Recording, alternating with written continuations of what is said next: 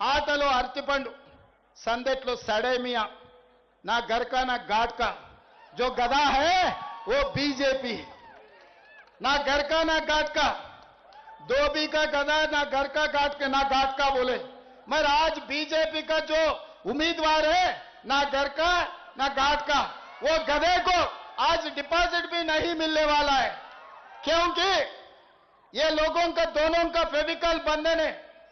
हमारे माइनॉरिटी भाइयों से मैं एक ही गुजारिश करना चाहता हूं, भाई मैं हमारे अजहर भाई को मैं मंत्री बनाया, क्या तकलीफ है उनको, क्या सरदर्द है उन लोगों का। किशन रेड्डी साहब जाके दरखास्त दी दी है इलेक्शन कमीशन को, अजहर भाई को मंत्री नहीं बनाना है। भाई तुम कैसे भी नहीं बने, तुम कुछ नहीं दिए। कांग्रेस सरकार राहुल गांधी अजहरुद्दीन को इंडिया के खिलाड़ी वर्ल्ड कप जिता के अपने नाम रोशन किए, जो खिलाड़ी है देश का नाम पूरे दुनिया में रोशन जो किया उन्होंने आज हमारा मंत्री है। हम लोग गर्व से कहना हमारा हैदराबाद शान आज मंत्री बन गए। अगर उनको तारीफ नहीं किए तो नहीं किए, मगर खिलाफ करने का क्या जरूरी था किशन रेड्डी साहब। किसके लिए आप किसको मदद देना चाह रहे हैं?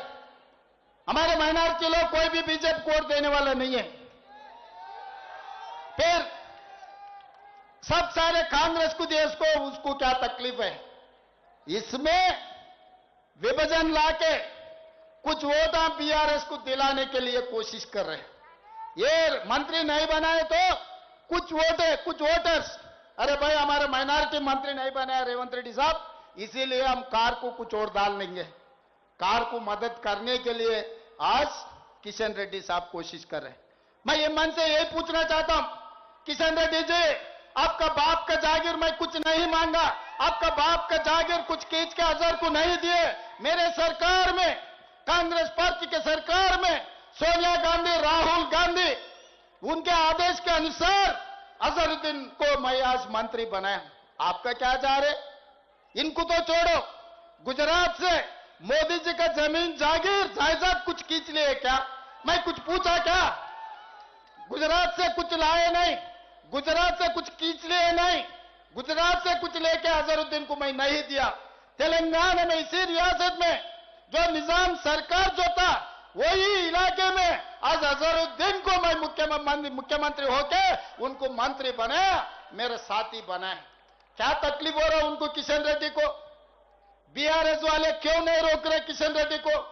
किशन रेड्डी वो बयान दिए तो बीआरएस वाले कुछ नहीं बोल रहे। इसका मतलब दोनों एक ही है। दिन में लड़ लेते, रात को मिल लेते, अलई बलई रात को, दिन में लड़ाई झगड़ाई। ये मामला हो रहा है। माइनॉरिटी भाइयों आप लोग सोचो, मैं कुछ बोलने का नहीं है, आप लोग सोचो। और दूसरी बात मैं बोलना चाहता हूं, बार बार मोदी अमित शाह बोल रहे थे कालेश्वरम एटीएम बन गया केसीआर को, 1 लाख करोड़ रुपए खा लिए। बार बार कहा, बयान दिए अमित शाह और नरेंद्र मोदी जी, चलो भाई कार्रवाई किए, मैं पूरा चोर को पकड़ लिए।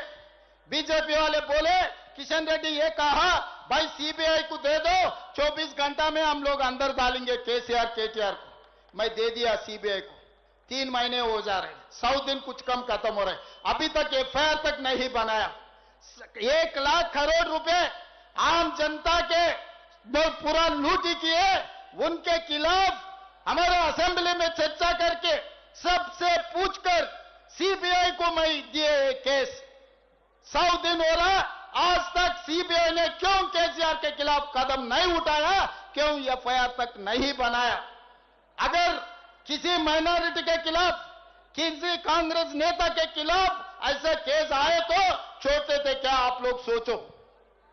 और फार्मूला ई रेस कारों का, कार रेस में 40-50 करोड़ रुपए केटीआर ने लूट लिए। हैदराबाद में कार चलाया, सरकार के पैसे खा लिए। उसका भी कार्रवाई करने के लिए, जेल को भिजाने के लिए, चंचल गुड़ा में खाना खिलाने के लिए गवर्नर का परमिशन जरूरत है।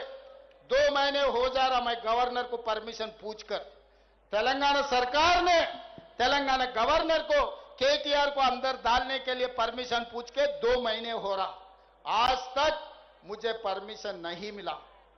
हमारे माइनॉरिटी भाई उनसे, यहां के नौजवान युवता से मैं एक ही बात पूछना चाहता हूं, 1 लाख करोड़ रुपए लूटे जो केसीआर को सीबीआई क्यों नहीं पकड़ रहा है? मोदी जी क्यों रोक रहे? होम मिनिस्टर अमित शाह क्यों केसीआर को बचा रहे?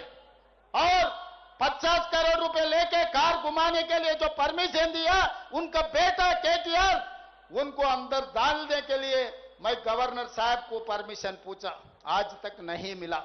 फिर बाप 1 नंबर, बेटा 10 नंबर निकला। फिर मोदी जी पकड़ेगा कब? चोरों को पकड़ेगा कब? आप लोग सोचो।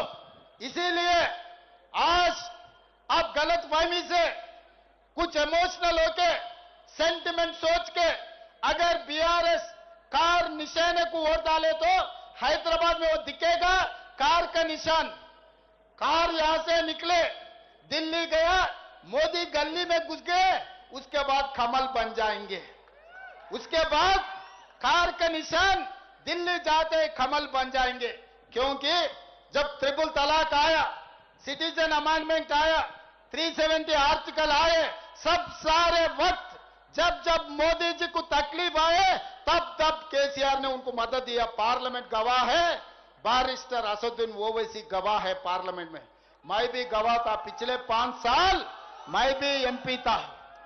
तो हर बार हर वक्त मोदी को बचाने का काम केसीआर ने किया। आज केसीआर को बचाने के काम मोदी जी कर रहे। मगर दूसरी तरफ राहुल गांधी अपने जाने माने प्यारे नेता महात्मा गांधी देश के लिए कुर्बानी किए, इंदिरा जी देश के लिए कुर्बानी किए, राजीव गांधी देश के लिए कुर्बानी किए।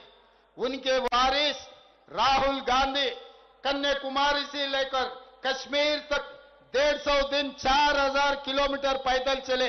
अपने ओल्ड सिटी, अपना ओरिजिनल सिटी, वो ओल्ड सिटी नहीं है, अपना ओरिजिनल सिटी 4 मीनार का आके हिंदू मुसलमान 2 आंखें मेरे लिए, दोनों को बचाने का जिम्मेदारी राहुल गांधी ने लिया।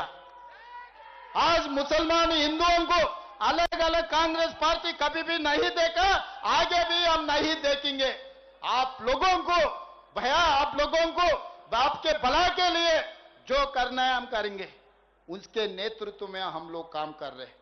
भाई आप लोग सोचो, ये वोट नवीन के लिए, मेरे लिए नहीं, गांधी परिवार के लिए, इस देश के लिए जो कुर्बानी की है, जो आखिरी बूंद तक इस देश के लिए जो जान दिए, उनके परिवार को आप लोग वोट दे रहे।